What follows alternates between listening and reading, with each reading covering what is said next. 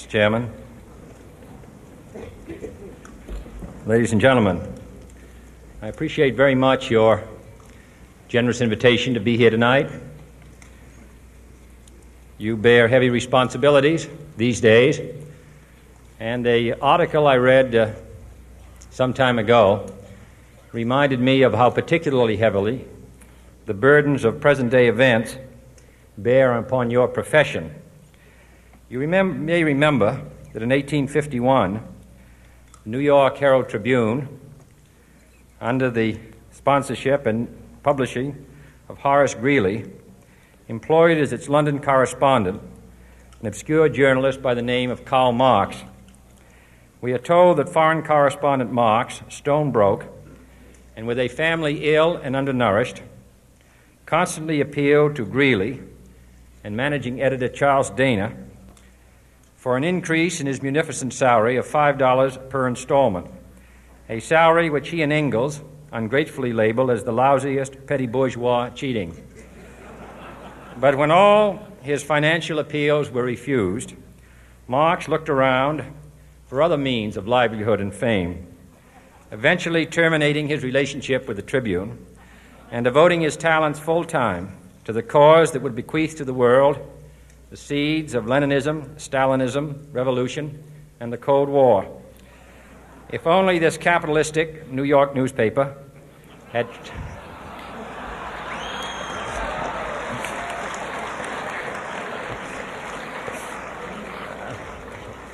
treated him more kindly,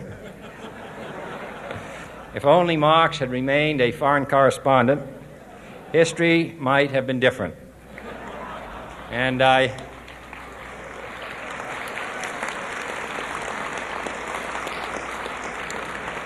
I hope all publishers will bear this lesson in mind the next time they receive a poverty-stricken appeal from a small increase in the expense account from an obscure newspaper man.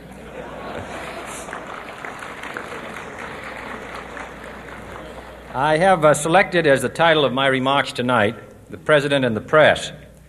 Some may suggest that this would be more naturally worded, "The President versus the Press," but those are not my sentiments tonight. It is true, however, that when a well-known diplomat from another country demanded recently that our State Department repudiate certain newspaper attacks on his colleagues, it was unnecessary for us to reply that this administration was not responsible for the press, for the press had already made it clear that it was not responsible for this administration.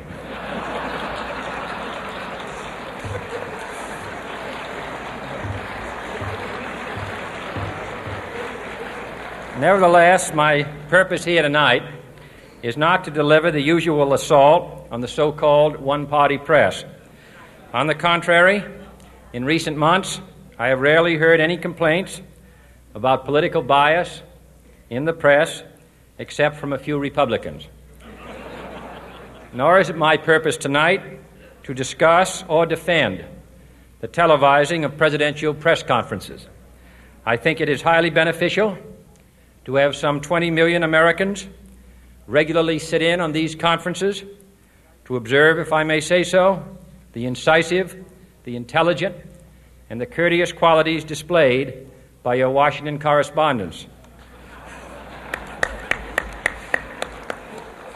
Nor, finally, are these remarks intended to examine the proper degree of privacy which the press should allow to any president and his family. If, in the last few months, your White House reporters and photographers have been attending church services with regularity,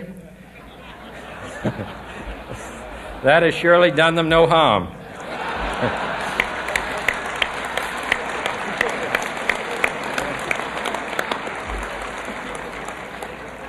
On the other hand, I realize that your staff and wire service photographers may be complaining that they do not enjoy the same green privileges, the local golf courses, which they once did. It is true that my predecessor did not object, as I do, to pictures of one's golfing skill in action, but neither, on the other hand, Did he ever been a Secret Service man? My topic tonight is a more sober one, of concern to publishers as well as editors. I want to talk about our common responsibilities in the face of a common danger. The events of recent weeks may have helped to illuminate that challenge for some, but the dimensions of its threat have loomed large on the horizon for many years. Whatever our hopes may be for the future, for reducing this threat or living with it, there is no escaping either the gravity or the totality of its challenge to our survival and to our security, a challenge that confronts us in unaccustomed ways in every sphere of human activity. This deadly challenge imposes upon our society two requirements of direct concern, both to the press and to the President. Two requirements that may seem almost contradictory in tone, but which must be reconciled and fulfilled if we are to meet this national peril. I refer first to the need for far greater public information, and second, to the need for far greater official secrecy. The very word secrecy is repugnant in a free and open society, and we are, as a people, inherently and historically opposed to secret societies, to secret oaths, and to secret proceedings. We decided long ago that the dangers of excessive and unwarranted concealment of pertinent facts far outweighed the dangers which are cited to justify it. Even today, there is little value in opposing the threat of a closed society by imitating its arbitrary restrictions. Even today, there is little value in ensuring the survival of our nation if our traditions do not survive with it. And there is very grave danger that an announced need for increased security will be seized upon by those anxious to expand its meaning to the very limits of official censorship and concealment. That I do not intend to permit to the extent that it's in my control. And no official of my administration, whether his rank is high or low, civilian or military, should interpret my words here tonight as an excuse to censor the news, to stifle dissent, to cover up our mistakes, or to withhold from the press and the public the facts they deserve to know. But I do ask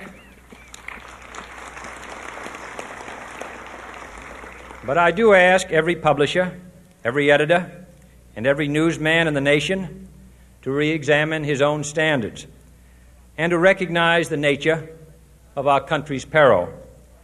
In time of war, the government and the press have customarily joined in an effort based largely on self-discipline to prevent unauthorized disclosures to the enemy. In times of clear and present danger, the courts have held that even the privileged rights of the First Amendment must yield to the public's need for national security.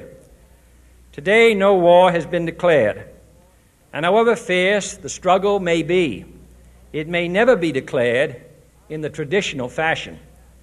Our way of life is under attack. Those who make themselves our enemy are advancing around the globe. The survival of our friends is in danger. And yet no war has been declared. No borders have been crossed by marching troops. No missiles have been fired. If the press is awaiting a declaration of war before it imposes the self-discipline of combat conditions, then I can only say that no war ever posed a greater threat to our security. If you are awaiting a finding of clear and present danger, then I can only say that the danger has never been more clear, and its presence has never been more imminent. It requires a change in outlook, a change in tactics, a change in missions by the government, by the people, by every businessman or labor leader, and by every newspaper. For we are opposed around the world by a monolithic and ruthless conspiracy that relies primarily on covert means for expanding its sphere of influence, on infiltration instead of invasion, on subversion instead of elections.